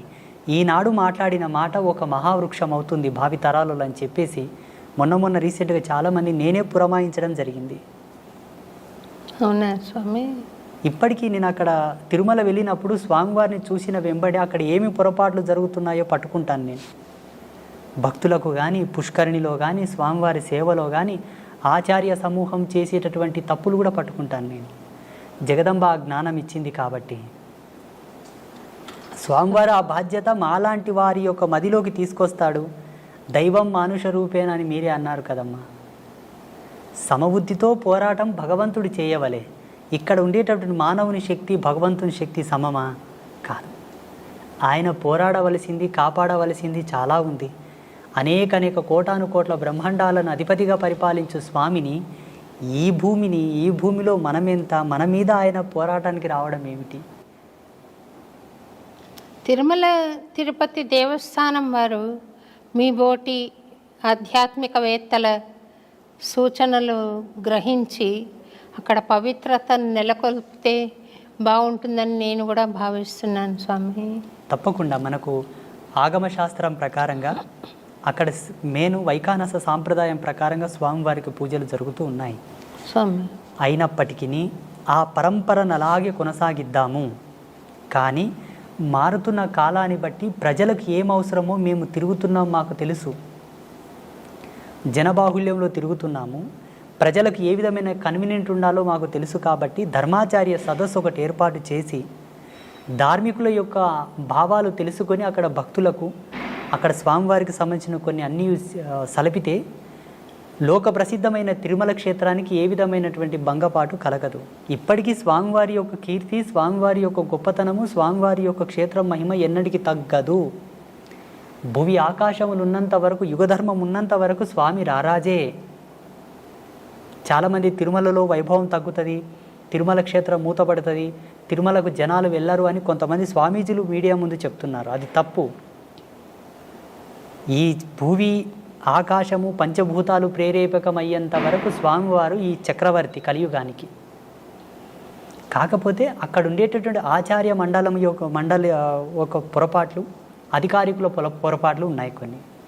వాటిని సవరించాలి. స్వామి, నాకు ఒక అలవాటో యావానాలో తెలియదు, కానీ నేను చిన్నతనంలో, అంటే మరీ చిన్నదాన్ని కూడా కాదు, 25 ఆ ఏళ్ళప్పుడు గుడికి వెళ్ళి నమస్కారం చేస్తూ పూజారి దృష్టి కొంచెం మరల్చగానే గర్భగుడిలోకి వెళ్ళిపోయి ఆ పాదాలు పట్టుకొని నమస్కారం చేసి వచ్చేదాన్ని. వాళ్ళు కోప్పడేవాళ్ళు, స్వామి ఏమ్మా మీకు కూడా చెప్పాలా అని నన్ను కోప్పడేవాళ్ళు. నేను పట్టించుకోకుండా స్వామిని స్పృశించి నమస్కారం చేయాలి అన్న ఒక బలమైన కోరిక ఉండేది స్వామి. నేను శ్రీరంగంలో సమాశ్రయణం తీసుకున్నాను. అదైన తర్వాత తిరువళ్ళరై అని ఒక ప్లేస్ ఉంది కదా స్వామి, ఇప్పుడు ఏదో మళ్ళీ జనసమ్మర్దం అంతా ఉందంట, కానీ నేను మా ఆయన సమాశ్రయణం చేసుకొని మా గురువు గారు అక్కడికి వెళ్ళి ఒకసారి దర్శనం చేసుకొని రండి అంటే వెళ్ళాం. ఒక్క పిట్ట లేదు స్వామి, అంత పెద్ద గుడిలో ఒక్క పిట్ట లేదు. అయితే చిన్న ఇల్లు ఉంది ఇంతది. వెళ్ళి మా ఆయన తలుపు తడితే అర్చక స్వామి బయటికి వచ్చారు. మేము ఇట్లా వచ్చామంటే నేను వస్తాను పదండి అని ఆయన వచ్చారు. వచ్చి నేను మా ఆయనకు చెప్పాను, ఈ స్వామిని ముఖమంటపంలోకి తీసుకెళ్ళి మాట్లాడతావా అని. ఆయన తీసుకొని వెళ్ళి ముఖమంటపంలో మాట్లాడుతున్నారు. నేను చేసినది నేరమో మరి మంచిదో తెలియదు, కానీ గర్భగుడిలోకి వెళ్ళిపోయి ఆయన పుండరీకాక్ష స్వామి చక్రం ప్రయోగిస్తున్న పోజ్లో ఉన్నారు. ఆయన కాళ్ళు పట్టుకుని చాలాసేపు ప్రార్థన చేసుకుని ఒక 5 నిమిషాల పాటు అంతరాలయంలోకి వచ్చి కూర్చుని పొడగంటి మయ్యామిమ్మ పురుషోత్తమ అని పాడాను. ఆ పాట పాడంగానే ఆ ముఖమంటపం చాలా దూరం, చాలా పెద్ద టెంపుల్ కదా స్వామి. ఆయన ఇలాగొచ్చి అరవన్లో చెప్తున్నాడు, స్వామి రొమ్మ నల్లా పాడినారా అని, చాలా బాగుంది, నాకు సంతోషమైంది, ఇంకోటి పాడతావా అని అడిగాడు. ఆ మాట్లాడుతున్నప్పుడు ఇది అర్చక స్వామి కాదు మాట్లాడేది, ఆ పుండరీక స్వామి మాట్లాడుతున్నాడు నాతో అనే భావన నాకు కలిగింది. అది నేను చేసింది నేరమా, లేక అది క్రమశిక్షణ ప్రకారంగా చూస్తే అలా నేను ఇప్పుడు నా గుళ్ళోకి, ఇప్పుడు మేము చేసిన గుడిలోకి మేము వెళ్ళాము స్వామి. అర్చక స్వామి లోపలికి వెళ్ళి పూజ చేస్తూ ఉంటాను. ఆ కళలు అప్పచెప్పక ముందు కుర్చీ వేసుకొని లోపల కూర్చున్నాను నేను, కానీ కళలు అప్పచెప్పిన తర్వాత లోపలికి వెళ్ళే అవకాశం లేదు. కానీ చిన్నతనంలో అప్పుడు ఏ గుడికి వెళితే అక్కడికి వెళ్ళిపోయి ఇట్లా పట్టుకునే ఒక ఇది ఉండేది. అది ఏమన్నా దోషమా స్వామి? అది నన్ను ఏమన్నా వెంటాడే అవకాశం ఉందా? మీకు భగవంతుని యందు ఉండే అనురక్తి, భగవంతునితో మీకు ఉండేటటువంటి బంధం, ఆ ప్రేరణ అందరు కలగదు.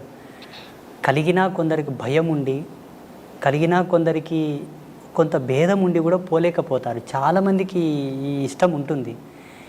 ఏవీ లేకుండా మీరు వెళ్ళి పట్టుకున్నారు చూసారా, అది మీకే తగింది, మీ యొక్క గొప్పతనం.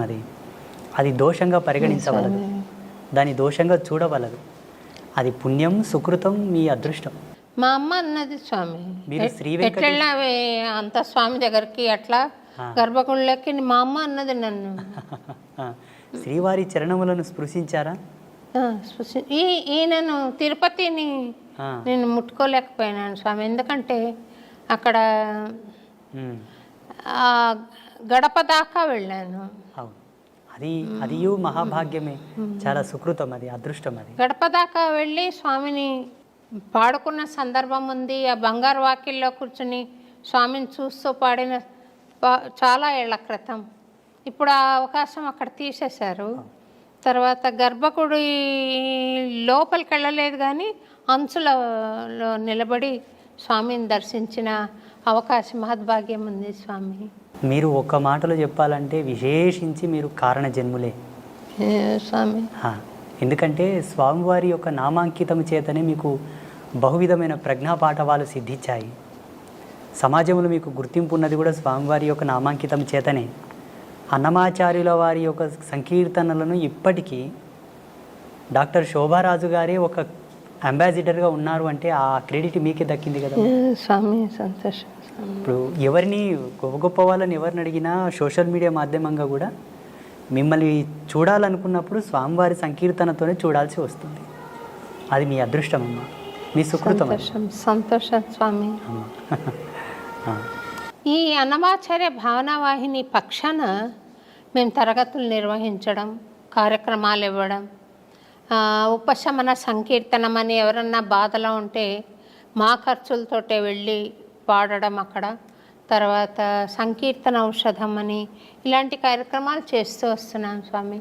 ఇంకేదైనా స్వామి నాకు చెప్పాలనుకున్నది, ఇది చెయ్యి అని చెప్పాలనుకున్నది ఏదైనా ఉందా స్వామి? ఒక చిన్నది మీకు బాధ్యతగా మిగిలిపోయి ఉన్నది, ఒక్క కార్యం మిగిలిపోయి ఉన్నది, అది మీకు సెలవిస్తాను నేను. స్వామివారి ప్రేరేపకముగా అన్నమాచార్యుల వారి యొక్క ఆదేశానుసారంగానే నేను మీకు ప్రబోధం చేస్తాను. అది మీరు చేయగలరు, ఇక్కడే చేయొచ్చు, ఇక్కడ చేస్తారు. అది త్వరలోనే జరిపించేద్దాము. నేను ఉంటాను. మీరు వస్తారా స్వామి? సంతోషం స్వామి. నేను సర్వదా మీకు విధేయుడనే. మీ భావానికి, మీ యొక్క గుణగణములకు నేను దగ్గరగానే ఉన్నాను. మీరు సంకీర్తనాలాపనతోటి భగవంతుని చేరుతున్నారు, మేము యోగ తపస్సుతోనే చేరుతున్నాము. మీదును మాదును ఒకే ప్రయాణమే. ప్రయాణంలో వాడుతున్న వాహనములు వేరు, ప్రయాణం ఒకటే. మీరొక వాహనంలో, మేము ఒక వాహనంలో వస్తున్నట్టు లెక్క. ఇద్దరి గమ్యం ఒకటే. మీకు చాలా దగ్గరగా ఉన్నాము. ఆ రోజు రాకపోవడానికి కారణం జగదంబ, ఈరోజు రావడానికి కారణం కూడా అమ్మ స్వామివారే. ఇక్కడ మీరు కొంత బాధపడి ఉన్నమాట నాకు అర్థమైంది. స్వామి ఎందుకు రాలేదు, గురువుగారు ఎందుకు రాలేదు అని మీరు కొంత మతన పడ్డమాట వాస్తవమే. నేను నిమిత్త మాత్రుని. ఇప్పటికీ నేను అంబాత్రయ క్షేత్రంలో మా శిష్య బృందానికి అంతా చెప్తుంటాను, నేను నిమిత్త మాత్రుని. నా ఫోటో ఎక్కడ ఫ్లెక్సీలో వేయకండి, ఎక్కడ కూడా నా గుర్తింపు రాకుండా చూడండి అంటాను. వాళ్ళు వినరు. వినకనే అక్కడక్కడ కొన్ని ఫ్లెక్సీలలో ఫోటోలు వేస్తారు. నేను ఆ ఫోటోను చూడను, తలదించుకుంటాను. నాకు స్వయం ప్రకటితం ఇష్టం ఉండదు. అదే తపస్సు తగ్గుతుంది, అక్కడ తపస్సు క్షీణం అవుతుంది. స్వయం ప్రకటితం తపక్షీణం. మేము ఎక్కువ అద్దంలో ముఖం కూడా చూడకూడదు. మా భృకుటిని మేమే దర్శించిన ఎడల మా యోగ మహిమ తగ్గుతుంది. ఏదియూ అడిగి తీసుకోకూడదు, మా తపస్సు క్షీణం అవుతుంది. కోరడం మాకు ధర్మం లేదు, అడగడం మాకు హక్కు లేదు, మాకు మేముగా ప్రమోట్ అవ్వడం కూడా మాకు ఇష్టం లేదు, ఉండకూడదు. అది నిషిద్ధం. నిరాడంబర తత్వంతో ఉండిన ఎడల మేము అనుష్ఠానము చేయకపోయినా మా తపస్సు పెరుగుతూ ఉంటుంది, ఆటోమేటిక్గా అప్డేట్ అవుతూ ఉంటుంది. సంగీత క్యాసెట్స్ అని ఒక కంపెనీ ఉండేది స్వామి, దానికి నేను పాడేదాన్ని డివోషనల్స్. వాళ్ళు మీ పిక్చర్ ఇవ్వండి, ఇందులో వేస్తామన్నారు. నా పిక్చర్ వద్దు, అన్నమాచార్య బొమ్మ వేయండి అని చెప్పాను. అంటే అప్పటి నా ఆలోచన ప్రకారం అది చెప్పాను నేను. చెప్తే మీ మీద ప్రేమతో మేము అడగట్లేదమ్మా పిక్చర్ ఇవ్వమని, మాకు వ్యాపారం కావాలి, మాకు తప్పకుండా ఉంటే తప్ప ఫలానా సింగర్ అని మాకు ఉంటే తప్ప మాకు వ్యాపారం జరగదు అని అన్నారు. అయినా నేను ఆ క్యాసెట్ పిక్చర్ ఇవ్వకుండానే విడుదల చేశారు. తర్వాత వాళ్ళు పట్టుబట్టి అది వేశారు. కానీ నాకు వాళ్ళ ఆంతర్యంలో ఒక కారణం, ఒక హేతుబద్ధంగా ఉంది అని అనిపించినది ఏమంటే, ఇప్పుడు మీరు త్రికరణ శుద్ధిగా చేస్తున్న సేవ అంబత్రయి క్షేత్రంలో ఉత్తరోత్తర వస్తారు స్వామి, తప్పకుండా వస్తారు. వాళ్ళు వాళ్ళు చెప్పుకున్నా మనకు నష్టం లేదు, మీ సంకల్పానికి నష్టం లేదు. ఈ క్షేత్రం మేమే పెట్టాము, స్వామికి జ్ఞానబోధన నేనే చేశానని చెప్పే వాళ్ళు కూడా వస్తారు, ఉంటారు కొంతమంది. అట్లా మీ క్షేత్రం గురించి నేను మాట్లాడటం భావ్యం కాదేమో కానీ ఉంటారు అలాంటి వాళ్ళు ప్రతి దగ్గర. అది అరికట్టడానికి ఈ సంస్థ ఫలానా వాళ్ళ ద్వారా, ఇప్పుడు రామకృష్ణ మిషన్ అంటారు, ఆయన రామకృష్ణ మిషన్కి ఆయన బొమ్మ వేసినా పేరు పెట్టినా ఆయనకు చెందదు ఇప్పుడు, అయినా కూడా పెడతారు. ఎందుకనంటే ఆ మహానుభావుడి ద్వారా సాగుతున్న ఆదిమూలం ఆయన అన్నట్టు సాగుతూ ఉంటుంది. అందుకని అయినా మీరు ఆ ఫ్లెక్సీల్ని మన్నించాలి అని నేను కోరుకుంటున్నాను స్వామి. అదే దశకంలో నడుస్తుంది. నేను ఇష్టపడకపోయినా వాళ్ళు మీరు అన్నట్టుగానే భావించి చేస్తున్నారు కార్యక్రమాలు. ఎక్కువగా ఎందుకో శ్రద్ధ కలగదు అందుపైన. అది మనసులో అంకురం నాటుకుపోయింది, జాడ్యం పట్టుకుంది బాగా, మక్కిలి పోదు, ఆ వైరాగ్య చింతనలు పోవు. వాళ్ళు ప్రేమతో ఏదైనా వండి తెచ్చినా తిన్నామన్నా ఆ నాలుక కోరదు. అలాగే కుక్కుకుంటాను బలవంతంగా, అన్ని 2 ముద్దలు తినేస్తాను. ఇప్పుడు నాది ఏం తప్పు లేదు, అందున్న జీవుడు అందుకు అలవాటు పడిపోయాడు. ఈ దేహాన్ని ధరించుకొని ఉన్న ఆ జీవుడు అందుకు అలవాటు పడిపోయాడు. అలా వారిస్తూ ఉంటాను వాళ్ళని. చూడండి, ఇది లోక కళ్యాణం కొరకు స్థాపితమైన క్షేత్రము, ఆడంబరాల కొరకు స్థాపన కాలేదు అని వాళ్ళని అట్లా వారిస్తూ ఉంటాను. ఎందుకంటే వాళ్ళలో కూడా జాగరూకత ఉండాలని, ఆ భద్రతా భావం ఉండాలని, ఎక్కడ కూడా ధర్మాన్ని తప్పొద్దు, ఇది ఆడంబర క్షేత్రంగా మనం క్రెడిట్ కావద్దు అన్న ఒక భావన. ఎద్దులని ఎప్పుడెప్పుడు అలిస్తూ నాగలి సాటికుండా పోయేటట్టు ఎలా అలిస్తాడో రైతు, అలాగనమాట. వేస్తారు వాళ్ళు, ఫోటో వేస్తారు. అంటే నాబోటి వాళ్ళకు కూడా వీడియో పైన చూడంగానే ఇది స్వామి వీడియో అని మీ పిక్చర్ ఉంటే త్వరగా తెలుస్తుంది స్వామి. వాస్తవంగా ఇప్పటి వరకు ఆ యూట్యూబ్ ఏంటి, దాంట్లో ఏం పెడుతున్నారు ఇంతవరకు నేను చూడలేదమ్మా, నాకేమీ తెలియదు. మంచి విషయాలు వచ్చాయి స్వామి, మీరు చెప్పడం మూలాన చాలా మంచి విషయాలు బయటికి వచ్చాయి. కొన్ని దుర్మార్గాలను కూడా మీరు నిరసించారు, ఇది కరెక్ట్ కాదని. అది చాలా బాగుంది స్వామి, ముక్కుసూటిగా చెప్పారు కొన్ని విషయాలు, బాగుంది స్వామి. యూట్యూబ్లో మీరు మాట్లాడిన విషయం చాలా బాగుంది. ఇప్పుడు ఆలయంలో పూజలు చేసే వాళ్లకు ఈ అర్హతలు ఉండాలి, ఈ భక్తి కంపల్సరీగా ఉన్నవాళ్లే చెయ్యాలి, ఈ నియమనిష్టలు ఉన్నవాళ్లే చెయ్యాలి అని ఉందా స్వామి, లేదా ఏదైనా ఒక వర్గం చేయొచ్చా?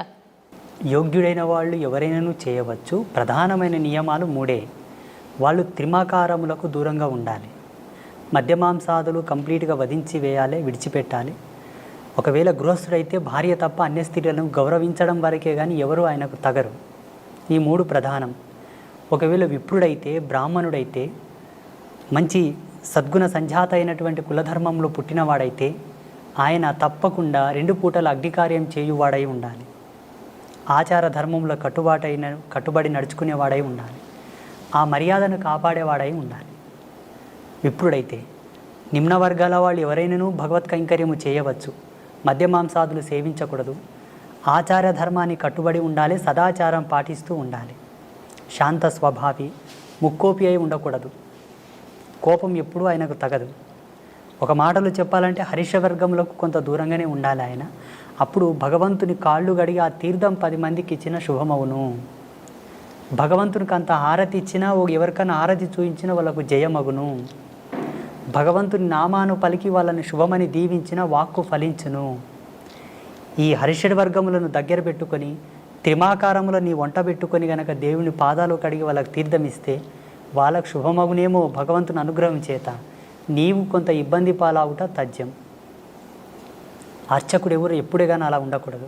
వాస్తవంగా శాస్త్ర ప్రమాణంగా ధర్మసింధువు ప్రకారంగా యజ్ఞోపవీత ధారణ కంపల్సరీ, సాంప్రదాయకమైన తిలక ధారణ కంపల్సరీ, ఆచార ధర్మంతో కూడుకున్న వస్త్రధారణ కంపల్సరీ. ఇవి ఉంటే తప్ప భగవత్ కైంకర్యం చేయడానికి అర్హుడు కాడు. మీరు భగవత్ కైంకర్యం చేస్తున్నారు కదా స్వామి, మీరు యజ్ఞోపవీత ధారణ చేశారా మరి? ఉన్నది. సన్యాసులకు 3 సూత్రములతో కూడుకున్న యజ్ఞోపవీతం ఉంటుంది కాబట్టి 3 సూత్రములతో ఉన్న యజ్ఞోపవీతం. మేము బ్రహ్మచర్యంలో అంటే సన్యాసంలో ఉన్నాం కాబట్టి 3 సూత్రములు మాకుంటాయి.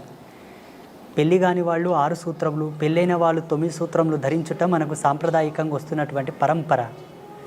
ఆ సంప్రదాయాన్ని అనుసరించి మాకు 2010వ సంవత్సరంలోనే జరిగింది. 2010వ సంవత్సరం, ఇప్పటికీ 14 సంవత్సరాలు అయింది. నేను శ్రీమాత యొక్క చరణములను పట్టుకున్న తర్వాత నా జ్ఞానం ఇష్టపడి నాతో వచ్చి జ్ఞానోపదేశం స్వీకరించి, ఉపదేశ సంస్కారం స్వీకరించి, నీ జ్ఞానం నీ తపస్సును మాకును ప్రబోధం చేయి నాయనా అని అడిగిన వాళ్ళందరికీ కూడా సంస్కారబద్ధంగా వాళ్ళకు యజ్ఞోపవీత ధారణ చేయించి వారికి తగు పద్ధతులతో శుద్ధిని గావించిన తర్వాతనే మంత్రదీక్ష, మాలధారణ, దీక్షా ప్రధాన సంస్కారం చేసి ఉన్నాను. చాలామందికి నేను యజ్ఞోపవీతం వేశాను, వ్యసనాల నుంచి దూరం తీసుకొచ్చాను, భగవంతునికి దగ్గర చేశాను, శాస్త్రానికి, ధర్మానికి, సిద్ధాంతానికి పాత్రులను చేశాను చాలామందిని. నా సంకల్పం అదే. అంటే ఏ వర్గమైనా మీరు స్వీకరించి చేశారా స్వామి? 100కు 99% మంది ఇప్పటి వరకు జగదంబ యొక్క మంత్రదీక్షను పొందిన వాళ్ళందరూ కూడా బడుగు బలహీన వర్గాల వాళ్ళే, సబ్బండ వర్ణాల వాళ్ళే. ఆ 90% వదలగా మిగిలిన 10% మంది బ్రాహ్మణులు కూడా ఉన్నారు మా భక్తులు. సద్బ్రాహ్మణులు విశిష్ట పరంపరానుగతంగా ఉండేవాళ్ళు కూడా వచ్చి, అయ్యా మీరు చెబుతున్న మాట ఈశ్వర ప్రమాణంగా ఉన్నది, మాకు పూర్వపు గురువులు ఉన్నప్పటికీ మీ చేత ఏదో పొందదలిచాము, ఏదని అనుగ్రహించండి అన్నారు. ఇచ్చాను. ఏదో 2 బీజమంత్రాలు, 2 శ్లోకములు, ఒక పారాయణము, ఏదో మీరు ఇప్పించండి, ఒక 41 రోజు చేసుకున్న మా జన్మ పావనమగును అని అడిగిన వాళ్ళు ఉన్నారు. అమ్మగా నేను ఇచ్చాను, వాగ్దేవతగా ఇచ్చాను, నేనుగా ఇవ్వలే. ఆ వాణి సరస్వతి యొక్క ప్రతిరూపకంగా నేను వాళ్ళకు మంత్రదీక్షలు ఇచ్చాను. ధనము కోరిన వారికి లక్ష్మీ రూపకంగా అనుగ్రహించాను. శక్తి సంపత్తి, రాజకీయ శక్తి కోరిన వారికి కాళీ రూపంలో అనుగ్రహించాను. ఎవరు ఏమి కోరదలిస్తే ఆ విధంగా నేను అనుగ్రహించాను. అమ్మగా ఇచ్చాను, నేనుగా ఇవ్వలేదు. అమ్మగా నాకు కూడా ఆశీర్వాదమేమండి స్వామి. మీకు 3 అమ్మల యొక్క కృపను ప్రసాదిస్తాము, దాంట్లో ఏ సందేహం లేదు. త్రిమాతల యొక్క కృపను మీకు ప్రసాదిస్తాము. మీరు ఒక మాట ఇవ్వాలి నాకు. చెప్పండి స్వామి. ఈ వీడియో మాధ్యమంగా ఆ 3 అమ్మలుగానే నేను అడుగుతున్నాను. మీకున్నటువంటి గానామృతము చేత మేము వాగ్గేయకారకులు ఎవరైతే పాటలు పాడేవాళ్లను శాస్త్ర పరిభాషలో ఒక మాట అంటాం, మేము గంధర్వ శిఖామణులు అంటాము. ఆ అంశతో పుడతారు వాళ్ళు. మీరు అదే అంశతో జన్మించారు కాబట్టి ఈశ్వర ప్రీతి పొందుటకు వాళ్ళు తొందరగా పాత్రత పొందిన వారయ్యే పుడతారు. పాడేవాళ్ళందరూ కూడా అవధానులు, పండితులు, గాయకులు, నాట్యకారులందరూ కూడా భగవత్ కళలతో పుడతారు, సారస్వత కళలతో పుడతారు. కాబట్టి భగవంతునికి దగ్గరగా ఉంటారు వాళ్ళు,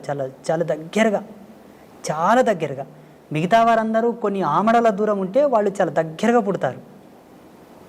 అలా టచ్ అయిపోవడమే ఉంటుంది. అలా అయితేనే ఆ అంశతో పుడతారు. ఆ గొంతులో ఆ గానం అనేది ఆలాపన అవుతుంది. అంతటి సారస్వత సామ్రాజ్యంతో జన్మించినప్పటికీ కూడా కొంతమంది ట్రెండులో పడిపోయి, సోకాళ్ళు మాయలో పడి, బొట్టు పెట్టుకోకుండా కాళ్ళకు చెప్పులు వేసుకొని రకరకాలుగా భగవంతుని పాటలు పాడుతున్నారు చూసారా, అది కొంత నిషిద్ధం. నీవు నార్మల్ సాంగ్స్ పాడేటప్పుడు ఎలాగైనా పాడు, భగవంతుని గానము మీరు ఆలాపించేటప్పుడు కొంత సాంప్రదాయికత, ఆ విలువను కాపాడాలంతే. అక్కడ స్వామివారి యొక్క లీలను మనం పాడుతుంటాము, గొప్పతనాన్ని చెబుతుంటాము. కాబట్టి ఎవరైతే ఈ యొక్క గానము యొక్క మర్యాదలను కాపాడుతూ ఆ సారస్వత కళలను ఆలాపిస్తుంటారో వాళ్ళు భగవంతునికి ఐక్యం అవడం తథ్యం.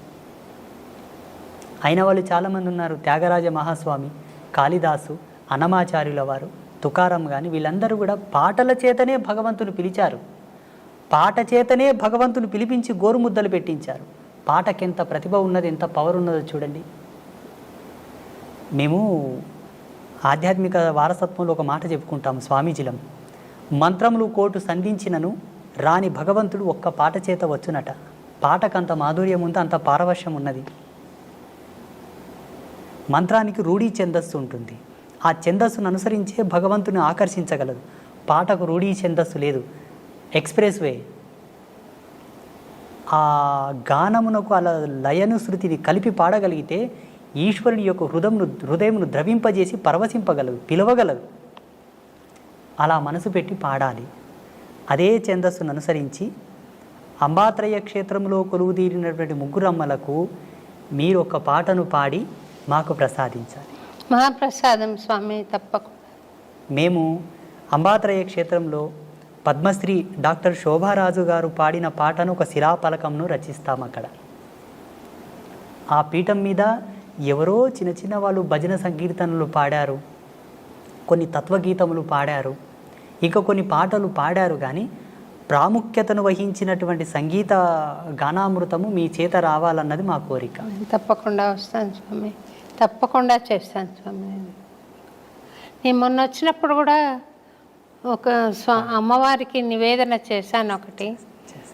చాలా అద్భుతంగా ఆ రోజు మీరు పాడుతుంటే మేము ఎక్కడనో కనెక్ట్ అయిపోయాము ఆ పాటకు. తప్పకుండా వస్తాను స్వామి. నేను అక్కడ విశేషమైన రోజు ఒకటి చెప్పండి, ఆ రోజు వచ్చి నేను అక్కడ పాడి మీకు అది ఆడియో ఫైల్ కూడా మీకు ఏర్పాటు చేస్తాను స్వామి. నేను తప్పకుండా అమ్మా. చాలా సంతోషమమ్మా ఈరోజు మీరు మమ్మల్ని పిలవడం, ఈ అన్నమయ్య పురానికి నేను రావడం నా అదృష్టంగా కూడా కొంత భావిస్తాను. నేను సంతోషం. ఎంత భగవంతుని సేవ చేసేవాడినన్నా ఒక శరీరంతో ఉన్నాను కాబట్టి దీనికి కొంత ధర్మం ఉంటుంది, దీనికి కొంత ధర్మం ఉంటుంది. ఆ ధర్మాన్ని బట్టి నాకును ఈ అదృష్టంగానే భావిస్తాను. మీరు ఆదర్శ దంపతులుగా మీరు మీ కుటుంబ సభ్యులందరూ కూడా చిరకాల యశస్సుతో వర్ధిల్లండి, సుఖ సంతోషాలతో జీవించండి, భగవత్ కృపను పొందండి. ఒక చిన్న విషయం అడిగి కార్యక్రమం ముగిస్తాను స్వామి.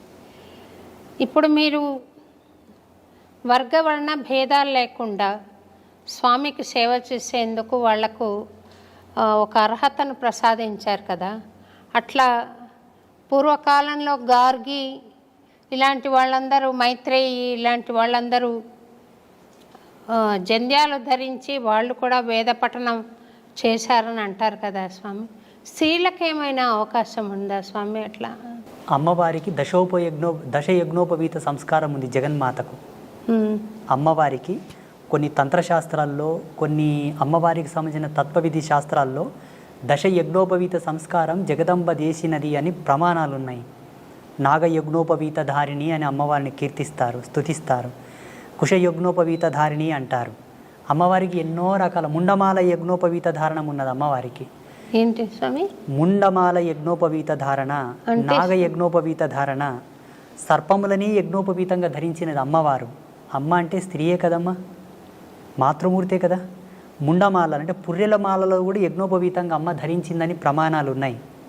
స్త్రీలు యజ్ఞోపవీత ధారణ చేయడానికి అర్హులే,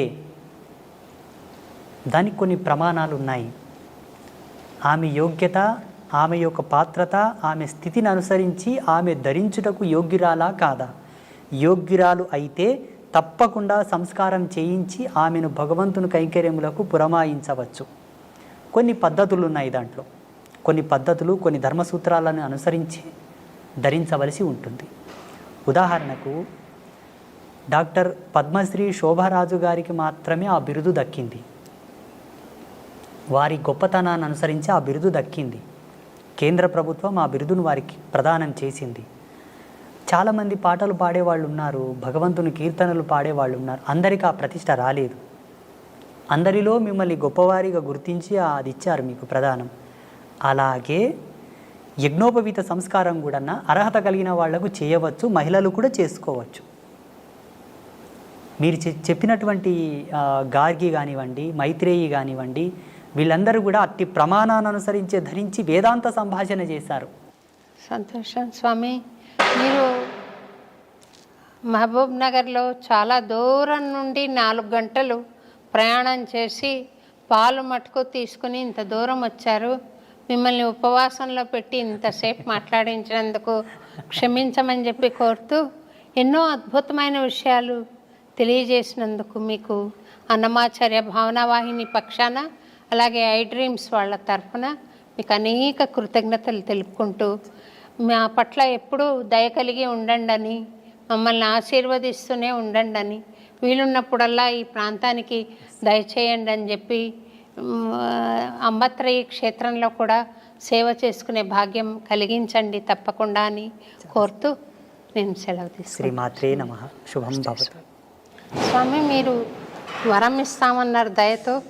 నేను అడగాలనుకున్న కోరిక ఏంటంటే, మీరు దయచేసి ఒక చిన్న పాట ఏదైనా స్వామికి నివేదన చేయండి. మాకు సన్యాస పరంపరలో ఒక నియమం ఉంటుంది,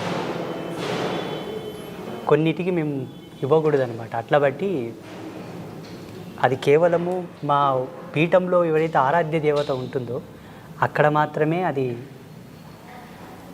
అమ్మవారిని భావన చేసి పాడండి స్వామి. సర్వదా ఆమె నా భావనలోనే ఉంటుంది, అట్లేం లేదు. కాకపోతే కొంత నియమం అది అంతే.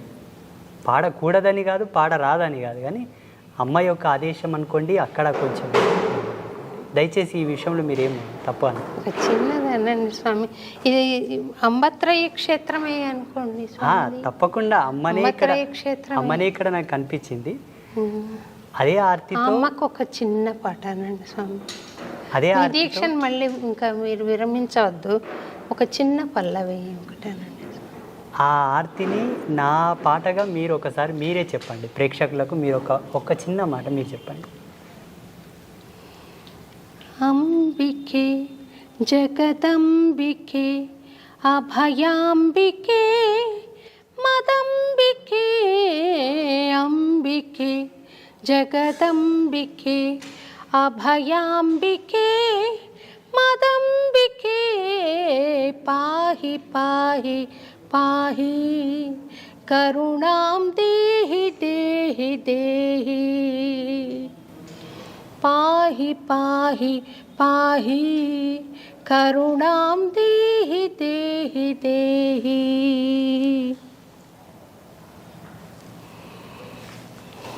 మా గాత్రమే మీరు తీసుకున్నట్టుగా, మీ గాత్రమే భగవంతుడిచ్చినట్టుగా ఇది భావన.